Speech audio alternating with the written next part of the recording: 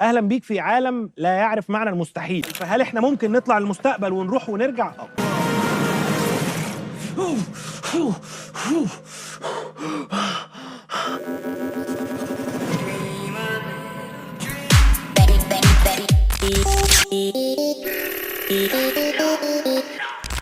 حبيب قلبي عامل ايه؟ شفت بلاك ميرور؟ لو المصحف ما شفته يبقى ركز معايا بقى عشان ده مسلسل تقيل قوي ولازم نتكلم عنه. المسلسل من سيزون 1 لحد سيزون 7 اللي هنتكلم عليه، وهو فكرته واحده مش بتتغير، وهي تأثير تطور التكنولوجيا علينا كبني ادمين، وازاي تطور التكنولوجيا ده ممكن يكون السبب في دمار حياتنا ودمار البشرية كلها. الحلو بقى في المسلسل ده ان حلقاته منفصلة، يعني انت في اي وقت ممكن تشغل اي حلقة في اي موسم وتقعد تتفرج. فلو عايز تشوف حاجة جديدة وتشوف المستقبل بتاعنا فالفيديو ده ليك. اما بقى لو انت من محبين نظريات المؤامرة ومايا صبحي ومحمود صلاح فبرضه الفيديو ده ليك. فتعالى كده اكلمك عن الموسم السابع المكون من 6 حلقات، وما تخافش مفيش حرق في الحلقه دي عشان بصراحه حرام احرق لك الحلقات، انما هديك نبذه كده عن كل حلقه وانت مشوقك بقى شوف عايز تتفرج على انه حلقه. وخلي بالك برضو ان الحلقات مش بتخلص على نهايه عاديه، النهايه بتبقى نهايات غريبه ومريبه. ولو ما فهمتش اي نهايه او لو عايزني اكلمك عن حلقه بعينها يا ريت تبقى تقول لي في الكومنتس. ودعنا عزيزي المشاهد الخطير ان نبدا هذه الحلقه، ولا تنسى اللايك المتين والسبسكرايب الجميل واعرني انتباهك. اول حلقه بعنوان كومون بيبول، وبتحكي عن اماندا وجوزها مايك. واماندا بتشتغل مدرسه ومايك بيشتغل في اللحام، وفي يوم من الايام بيغمى على اماندا في المدرسه وبيودوها المستشفى، وهناك بيقولوا لجوزها ان هي عندها ورم في الدماغ وانها دخلت في كوما واحتمال ما تفوقش من الكوما دي، وهم ناس على قد حالهم ومفيش مجال لمايك ان هو يعمل لها عمليه، لحد لما بيقولوا له في المستشفى على تقنيه جديده ممكن ان هي تنقذ حياتها. وهنا مايك بيقابل مندوبه شركه ريفر مايند اللي بتقول له على التقنيه دي، وهي انهم هيشيلوا الورم ده وهيحطوا مكانه الياف صناعيه بتعمل كونكت مع الدماغ ومع السيرفر الخاص بتاع ريفر مايند. يعني من الاخر كده هم حاطين حاجه في دماغها متوصله بالكمبيوتر بتاع الشركه، ومن بعديها الدنيا بتبقى ماشيه حلو لحد لما الالياف دي بتبدا تاثر على اماندا وعلى حياتهم بالتبعيه. الحلقه دي بقى تعبتني قوي يا صاحبي، واتاثرت فيها جامد من كتر الضغط اللي اتحط فيه مايك واماندا، وفعلا حسيت بمعاناتهم. ده غير ان كده وانت بتتفرج على الحلقه هتحس ان كل اللي انت بتشوفه ده وارد ان هو يحصل، وان ممكن يكون في حاجه زي كده تحصل في المستقبل. ده غير ان قفله الحلقه بقى ومشهد النهايه زعل الزعل يا صاحبي. الحلقه الثانيه بقى بعنوان بتين وار، وبتحكي عن ماريا اللي بتشتغل في شركه داتا، وفي يوم شغل عادي بتيجي الشركه صاحبتها من ايام المدرسه اللي اسمها فيرتي، بس مش صاحبتها يعني قشطه واحده دفعتها وخلاص. المهم ان من ساعتها وماريا حالها بيتشقلب، لان صاحبتها دي ايام المدرسه كانت واحده ويرد كده ونيرد ومقضيه حياتها كلها في اوضه الكمبيوتر. ده غير كمان ان طلع عليها سمعه انها هي والمدرس بتاعها حصل ما بينهم سيكو سيكو، ومن ساعتها والتنمر اشتغل عليها يا ريس، والبت دي شكلها كده لسعت. فكون ان بعد 10 سنين تيجي الشركه وتشتغل مع ماريا فده كان حوار مزاول ماريا جدا، خصوصا كمان ان بعد ما فيرتي اشتغلت في الشركه وماريا حالها بيتشقلب وبيبدا يحصل لها حاجات غريبه جدا، زي مثلا ان ماريا تبقى متاكده ان فراخ كنتاكي مثلا اسمها KFC. مره واحده صحابها بيقولوا لها KFC ايه يا بنتي؟ اسمه KFZ. تقول لهم KFZ ايه؟ انتوا مجانين؟ اسمه KFC.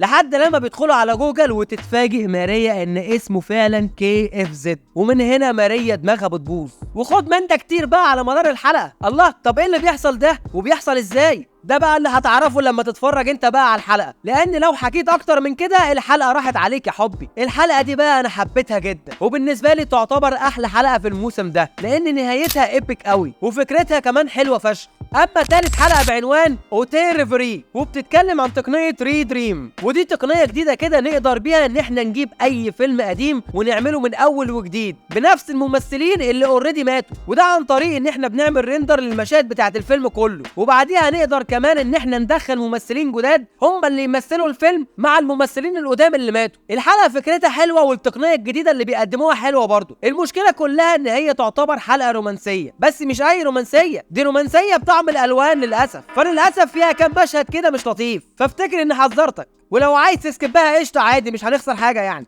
اما الحلقه الرابعه بعنوان بلاي ثينج، ودي تاني احلى حلقه في المسلسل بالنسبه لي، وبتحكي عن كاميرون اللي اتقبض عليه الصبح وهو بيسرق برايه من الماركت.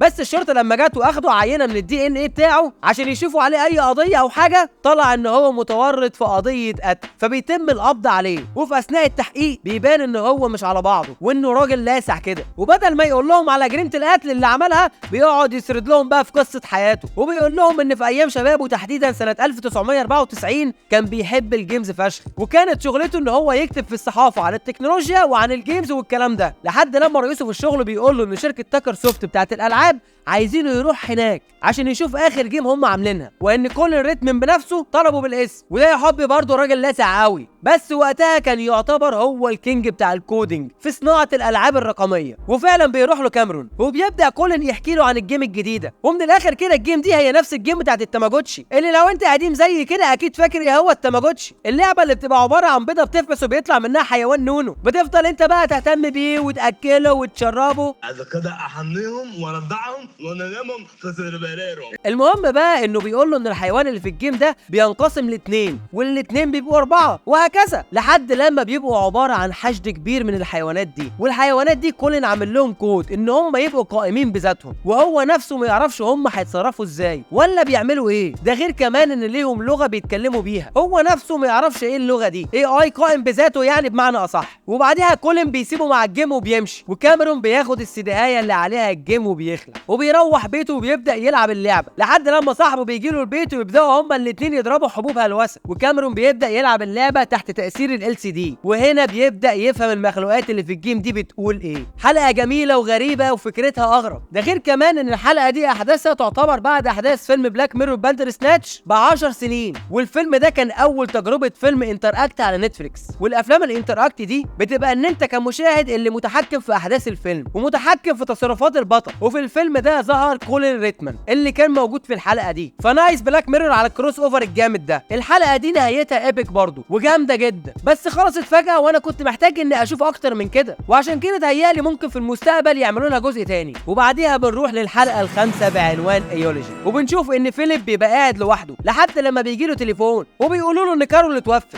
وانهم عاملين ليها حفله تأبين بس بشكل مختلف. فقال لهم ازاي؟ قالوا له ان احنا بنجمع ميموريز من دماغك ليها عشان نعرضها في حفله التأبين بتاعتها. فبيقول لهم انا مش فاهم حاجه. فبيبعتوا له الدرون وفيها العده بتاعت التقنيه دي، وبتبقى عباره عن البتاعه دي اللي بيحطها على راسه عشان تسجل الميموريز اللي بينه وبين الست اللي توفت. بس للاسف هو بيبقى مش فاكر شكلها، فبيقوم يجيب الصور اللي كانت بينه وبينها، بس برضه الصور اللي كان محتفظ بيها هو مبوظ شكل الست اللي في الصور، وشكل كده كان في ستوري ما بينهم. فالاي اي اللي بيتكلموا من البتاعه دي بيقول له خليك باصص على الصوره وحط الجهاز واسترخي كده واحنا هندخلك الصوره عشان تحاول تفتكر. وفعلا بيعمل كده وبيدخل جوه الصوره عشان يبدا يشوف تفاصيل اكتر كانت غايبه عنه ساعتها، وبتتوالى الاحداث عشان يبدا يكتشف حوارات جديده حصلت له زمان ما كانش واخد باله منها. والحلقه دي بتبقى حلقه حلوه قوي برضه وكلها مشاعر حلوه وتصنف يعني سيمي رومانس، ونهايتها كمان نهايه حلوه. اما الحلقه السادسه والاخيره كانت بعنوان انتو ذا انفينيتي، ودي امتداد لحلقه نزلت الموسم الرابع بعنوان يو اس اس كاليستر. والحلقه بتاعت الموسم الرابع دي كانت بتتكلم عن روبرت دالي اللي عامل جيم متطوره جدا واسمها انفينيتي، واللعبه دي تبقى عباره عن اوبن وورلد ورياليستيك فشخ. يعني من الاخر كده حط البتاعه دي على راسك وقول انتر جيم، هوب انت جوه الجيم يا ريس.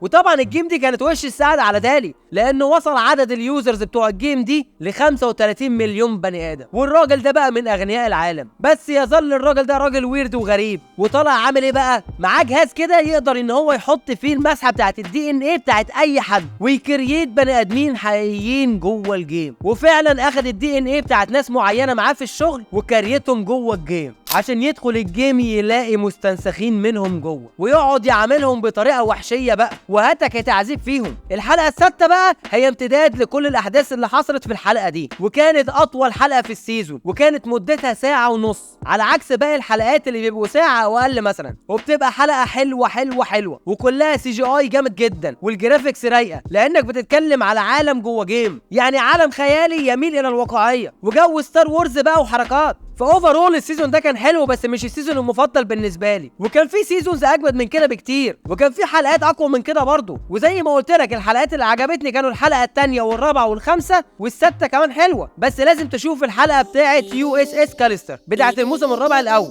ففي شارك الرايق كده واقعد اتفرج على بلاك ميرور وصدقني هتتبسط. وزي ما قلت لك لو في حلقات مش فاهمها وحابب نتكلم فيها يا ريت تبقى تقول لي في الكومنتات، وانا بعون الله هبعت لمحمود صلاح واخليه هو اللي يفهمك الحلقه. وبس كده عزيزي المستمع، اتمنى اكون فدتك وسليتك شويه. ما تنساش قبل ما تمشي تبقى تقول لي رايك في الحلقه في الكومنتس، وتعمل فولو على حسب انت سامعني منين. ولو انت على اليوتيوب ما تنساش تبقى تعمل سبسكرايب وتفعل جرس التنبيهات عشان يجيلك كل جديد، ولايكك المتين عشان فعلا بيساعد. كان معاك ابراهيم حسوبه توكس. سلام.